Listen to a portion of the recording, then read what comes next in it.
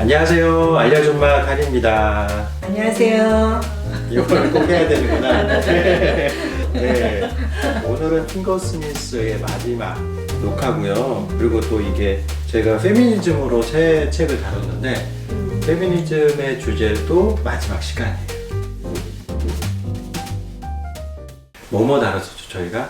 자기만의 방하고 프랑스를 좋아하세요. 그리고 이 사라 워터스의 핑거 스미스인데 우리가 아무리 얘기를 해도 이 책에 많은 복선을 다 얘기할 수 없을 만큼 꽁꽁 숨겨져 있어요. 맞아. 그러니까는 이제 이미 우리 뭐 저 방송을 통해서 다 들은 거 아니야? 이미 다 알게 된 거 아니야?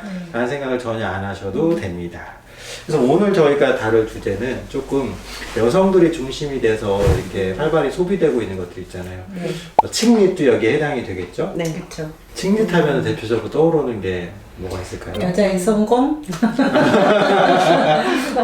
저는 제일 먼저 이게 너무 많죠, 미디어의 영향 때문인지 몰라도 섹스 앤 더 시티가 생각나요. 악마는 프라다를 입는다. 왜 악마는 프라다를 입는다? 그리고 브리짓 존스의 일기, 책림 문화의 그 시초라고 할 수 있는 섹스 앤 더 시티 보셨어요?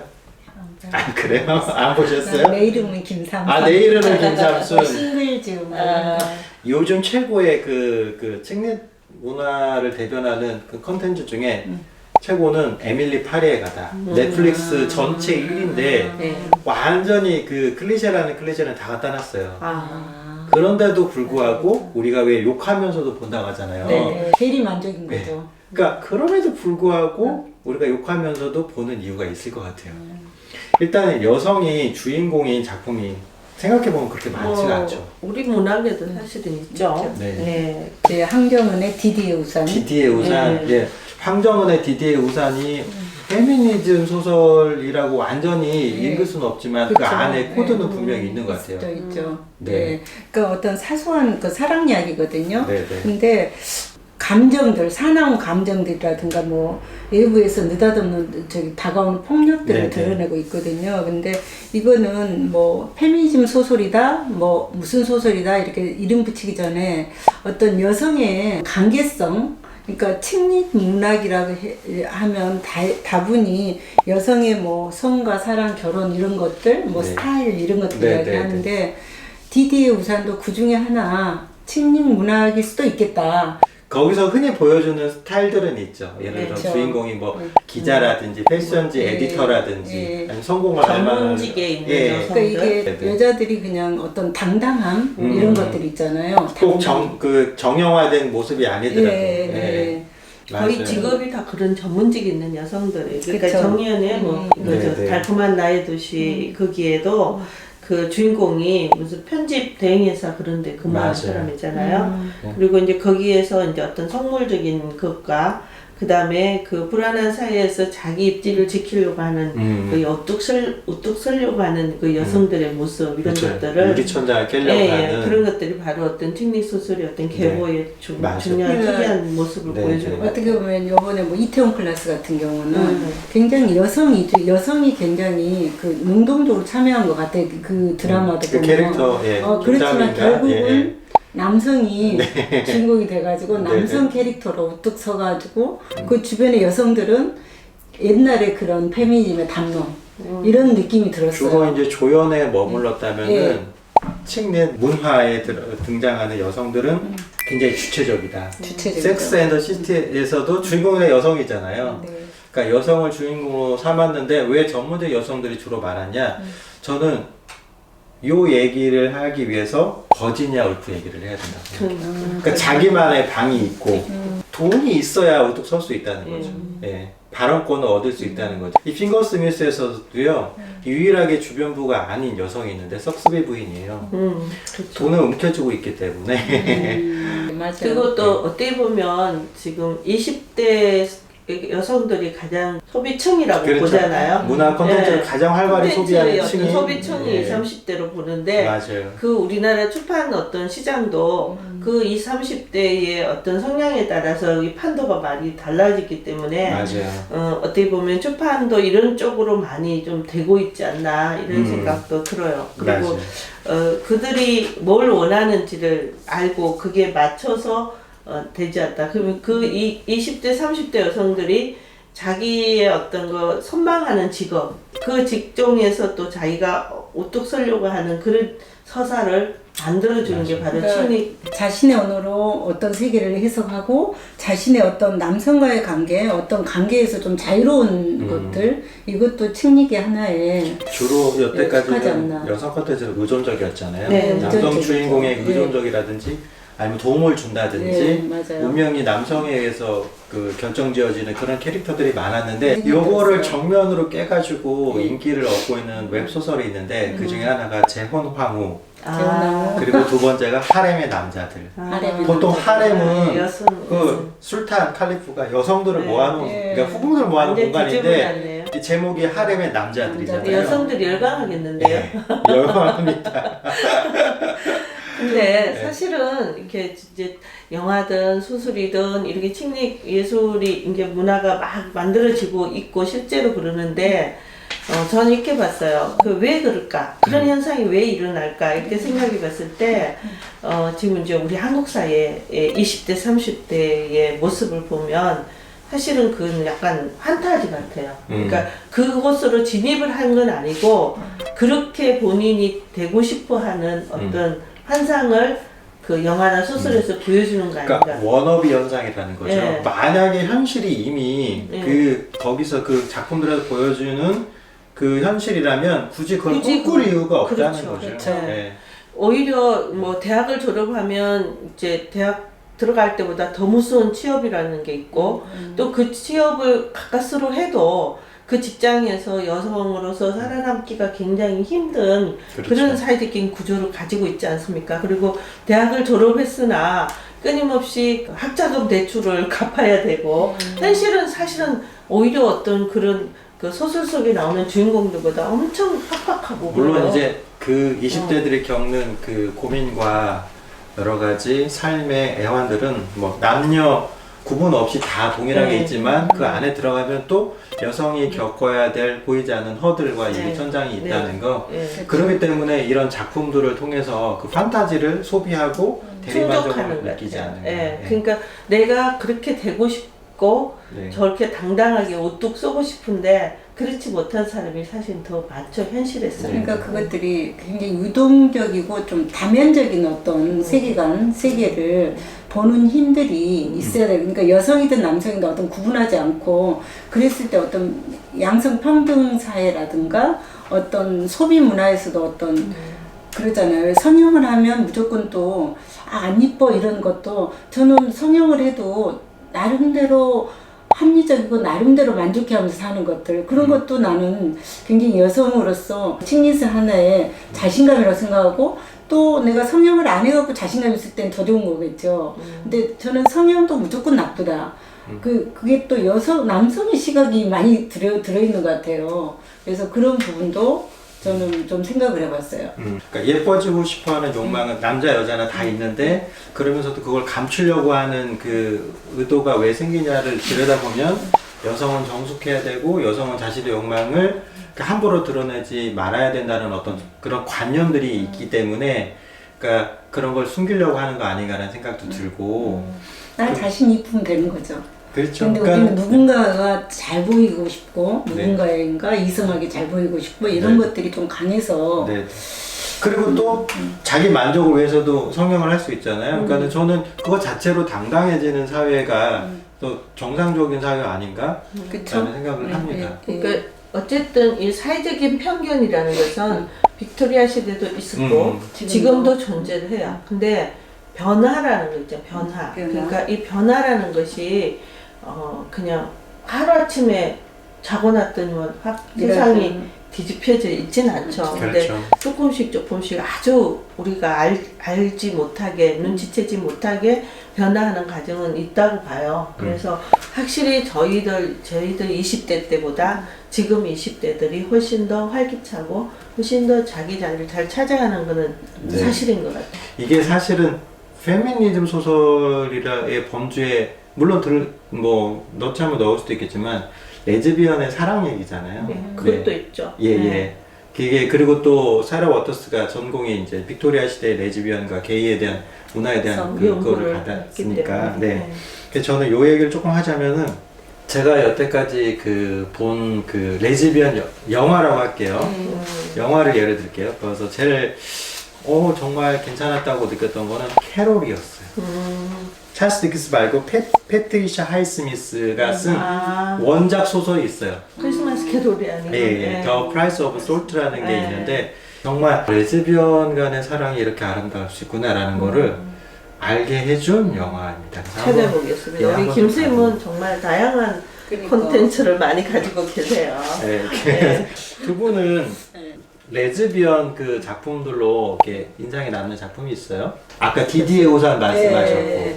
그것도 그냥 약해요. 사실은 전면에 드러나진 않잖아요. 그래서 그게 문학의 순수 문학의 분야인지도 모르겠어요. 레즈비언이 뭐 이렇게 저는 핑거 스미스 보면서 굉장히 이제 통속적이잖아요. 네네. 근데 읽은 맛이 있잖아요. 뭔가 그게 매력이거든, 이 책에. 네네. 근데 그냥 순 문학 같은 경우는 레즈비언을 살짝 드러내고 이런 부분들이 있는 것 같아요. 대체적으로. 문화를 뭐 레벨로 나누는 건 절대 아니지만은 약간 하이 문화에서는 이걸 충분히 많이 이용하고 있어요. 특히나 이제 웹소설에서는 아예 장르가 BL이라는 장르가 있는데 이게 엄청나게 커요. 저는 BL이 뭔지 몰랐는데 보이러브. 예. 그리고 GL은 걸러. 예. 그래서 그 장르가 굉장히 활발하고 콘텐츠도 많고요. 동성애냐 뭐 이성애냐를 떠나서 순수한 사랑을 다루면은 그리고 또 재밌는 요소가 있으면은 소비자들이 이거를 본다.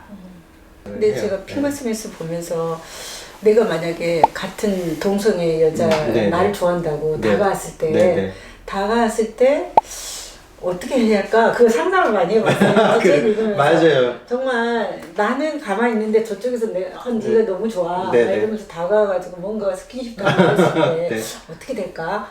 같은 여자끼리 이렇게 만져주고 근데 모르겠어요. 근데 이 작가가 핑거 스미스 안에서 이제 수아 모드를 통해 가지고 여성끼리 느끼는 어떤 미묘한 감정 같은 것 그게 주는 아닌 것 같아 이 책은. 그거는 이제 소위 말하면 수아 모두의 어떤 관계 설정은 좀 구색을 갖추기 들어온 거 아닌가. 오히려 더 큰 거는 사실은 여성이라는 거죠, 그죠?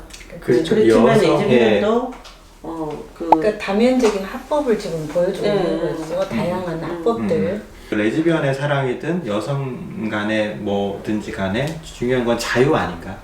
자유. 그리고 저는 그냥 이 작품 자체가 아름답더라고요. 너무 아름답네. 밑줄 긋고 싶은 게 많았어요. 완전히 막장 드라마 같은데 뭔가 있어.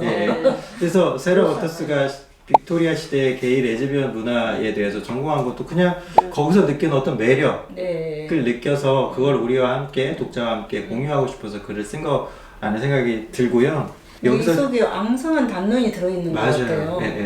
그리고 그런 자유로운 왕성한 담론을 내가 소화하기 위해서는 글을 읽고 쓰는 게 되게 중요하잖아요. 맞아요. 여기서 글을 읽고 쓰는 게 되게 중요한 시대였잖아요. 다른 레프트 스트레이트 있는 소굴에 있는 사람들은 글을 읽고 쓰는 거를 모르니까. 수도 글을 몰랐잖아요. 모두가 가르쳐 주잖아요. 그러니까는 자기 스스로 생각하기 위해서는 글을 써야 된다. 그러니까 글자 문자를 안다는 거하고 모른다는 거하고는 엄청난 차이가 있어요. 모두가 또 장갑을 늘 끼고 있다가 장갑을 벗잖아요. 그러니까 어떤 자기의 민낯 같은 거, 자기 어떤 주체적인 삶을 살겠다는 그런 상징적인 것도 드러내고. 저는 마지막 장면이 제일 좋았던 게 릴리 씨가 허위와 가식 속에서 가면을 쓰고 도색 소설에 집착하고 그랬는데 모두는 그거를 있는 그대로 그냥 수 앞에 보여주죠. 그래서 좋았던 것 같아요. 그러니까 실망하는 포인트가 뭐냐면은 아니라고 차라리 그냥 그걸 그대로 나는 이런 사람이야. 이게 이 젠틀먼처럼 난 사기꾼이야 하고 들어가는 것이 아니기 때문에 고상한 척은 온갖 다 하면서 그러니까 쉽게 말하면 고상한 속물들 때문에 그 모습의 진짜 모습을 보게 되면 실망하는 거죠. 그렇죠. 네, 그런 모습에 그런 점에서 봤을 때 모두는 그렇지 않아서 좋았다. 안다는 것조차 너무 버거웠다 하는 내 어머니 모두의 어머니 믿을 수가 없었다. 브라이어에서 보았던 상자 안에 잘생긴 숙녀의 조상화를 떠올렸다. 모두가 닦고 손질하곤 하던 비석을 떠올렸다. 모두를 그리고 습습이 부인을 떠올랐다. 그리고 젠틀문을 떠올렸다. 오, 이제야 알겠군. 젠틀문은 그렇게 말했다. 이제 나도 알게 되었다. 석습이 부인이 감옥에서 그토록 내게 말하고 싶어 하면서도 차마 말하지 못했던 것이 무엇인지 이제야 알게 되었다. 나에 대해 견디기 어려운 이야기를 듣게 되면 점점점 나옵니다.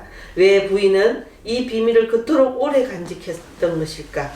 왜 내 어머니에 대해 거짓말을 했을까? 어머니는 살인자가 아니라 숙녀였다. 그래서 제가 아까 수와 모두의 사이에 이 엄마라는 존재가 굉장히 큰 그 틀로 이야기 틀로 맞아요. 가지고 나오는데 이 부분에서 이제 비밀이 어느 정도 밝혀집니다. 그래서 수의 어머니가 바로 그 돈 많은 귀족 기부인이었다는 맞아요. 거죠. 예, 예. 그래서 이제 문사를 1부, 2부, 3부 3개를 다 연관성 있게 뽑아봤습니다. 네. 저 네네. 모두가 말했다. 내가 널 얼마나 원하는지에 대한 말들로 가득해. 점점점 봐. 모두가 등불을 집어들었다. 방이 어두워지고 비는 여전히 유리창을 때리고 있었다. 그러나 모두는 나를 벽난로가로 데려가 앉힌 뒤 옆에 앉았다. 모두의 비단 치마가 갑자기 부풀어 올랐다가 가라앉았다.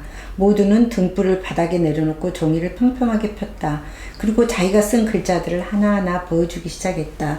그러니까 어떤 모두하고 수하고의 어떤 이제 진짜 험난한 일을 다 겪고 나서 둘이 이제 평온하게 네, 이제 네. 수도 좀 글자를 알아가면서 이렇게 보여주면서 이제 점점점 앞으로의 둘의 방향이 어떻게 될까 이런 궁금증을 풀기가 끝나는 거죠. 맞아요. 엔딩 장면이에요. 네, 네, 근데 그 치마가 부풀어 오르고 이런 것들이 되게 어떤 좀 뭐라 그럴까 이미지적으로 다가오더라고요. 뭔가 내용을 떠나서 그 두 사람이 서로 마주보고 앉아가지고 앞으로의 삶에 대해서 생각하는 장면이 그려지네요. 네. 네. 앞으로 많은 네. 이야기가 네. 펼쳐질 것 같은. 사실 진짜 엔딩이 어떻게 됐든지 간에 저는 네. 사실은 이 두 사람이 나중에 또 싸우고 헤어질 수도 있어요. 모든 저택의 주인은 수잖아요. 그치. 네. 수가 어느 날 마음 바뀌어서 너 내 나가. 그럴 내 수도- 거야 이럴 수도 네. 있죠. 그럴 수도 있는데 진짜 중요한 거는 속편을 써야 될 것 같아요. 이게 페미니즘이 주제에 여기 뭐 출생의 비밀, 아, 배신 코드 뭐 네. 다 들어와 있죠, 그죠? 키워드가. 네, 네. 네. 이 종합판이니까요. 한번 꼭 읽어보시라. 이거 아침 드라마에서도 다룰 수 없는 그쵸. 내용으로 꽉 차 있습니다. 어마어마합니다. 오늘이 이제 페미니즘 소테마의 마지막 시간인데 아쉽습니다. 아쉽죠. 네. 사실 다룰 게 굉장히 많은데 그렇죠. 어떻게 보면은 페미니즘이라는 이슈가 이제 너무 낡았다고 느껴질 수도 있는데 그렇지 않아요. 여전히 아직 우리 사회에서 해결되지 못한 부분이 있고 다 담아내지 못한 그 문학적인 여러 가지 콘텐츠들이 있잖아요. 그래서 요거를 통해서 앞서 두 작품을 통해서 페미니즘 문학의 참 그 의미와 또 아름다움에 대해서 여러분들이 함께 느끼셨으면 좋겠다는 생각이 듭니다. 저는 이제 이 책을 읽고 영화를 보고 나서 어떻게 보면 욕망을 조금 솔직히 드러내는 것도 저 몰라요 막 이런 것들 있잖아요. 네. 이런 것들을 뭐 어떤 이치든 어떤 분류하지 않고 당당하게 나 뭐 못해 네. 뭐 나 할 수 있어 이런 식으로 난 이걸 원해 뭐 네, 이런 거. 이런 것들을 해야 되겠다는 생각을 했습니다. 네. 예. 네. 두분이는 네. 세 번째 생각 너무 아쉬운데요. 저는 이 그 핑크 스미스에 나오는 그 아름다운 두 여성 수와 모두를 응원하고 싶습니다. 앞으로 이 소설이 끝났지만 이 수와 모두가 또 어떤 삶을 살아가게 될지 그런 부분들이 궁금해지는데요. 아마도 그 이전의 삶보다는 더 나은 삶을 살아가지 않을까 이런 생각을 했고요. 저 역시도 여성으로서 지금까지 살아오면서 뭐 알게 모르게 어떤 편견과 뭐 어떤 그런 차별 이런 게 왜 없었겠습니까? 직장에서도 그렇고 뭐 살아오면서도 이 사회에서도 그렇고 그렇지만 저는 항상 조금 더 나아질 것이다. 그리고 우리가 그 나아지는 것에서 우리 여성들이 그 어떤 노력을 해야 되고 있고 또 노력하고 있다고 생각을 해요. 그래서 핑크 스미스 읽으면서 굉장히 저 자신도 많이 투영해 봤고 수와 모두가 뒤에 이어질 이야기가 좀 이렇게 궁금해지는 네, 네. 그래서 응원을 박수를 보내드리고 싶은 그런 이야기였습니다. 네. 저는 이런저런 다 떠나서요. 이 두 그 여성 캐릭터의 아름다운 사랑만으로도 충분히 가치가 있는 책이고, 그리고 이왕이면 재밌게 읽으면서도 작가가 여기다 숨겨놓았던 의도들, 그리고 우리 지금 현실에서의 우리가 생각해봐야 것들도 한 번쯤 되돌아보는 그런 기회로 삼으면 훨씬 더 풍성하게 이 책이 우리들 안에서 읽히지 않을까라는 생각을 했고요. 자, 이제 페미니즘 테마는 여기서 이제 막을 내리고 다음에 마지막 테마가 준비되어 있는데 그게 이념입니다. 사실 이념 없이 유럽의 근현대사를 얘기할 수 없잖아요. 예, 그 이념의 화약고들이 유럽의 곳곳에 있었는데, 다음에 저희가 다룰 책은 밀란 쿤데라의 농담이에요. 이 작은 농담이 어떤 그 나비 효과를 일으키는지 다음에 한번 같이 들여다보도록 하죠. 기대됩니다. 네, 자 지금까지 네. 알려준 말 다녀왔습니다. 안녕.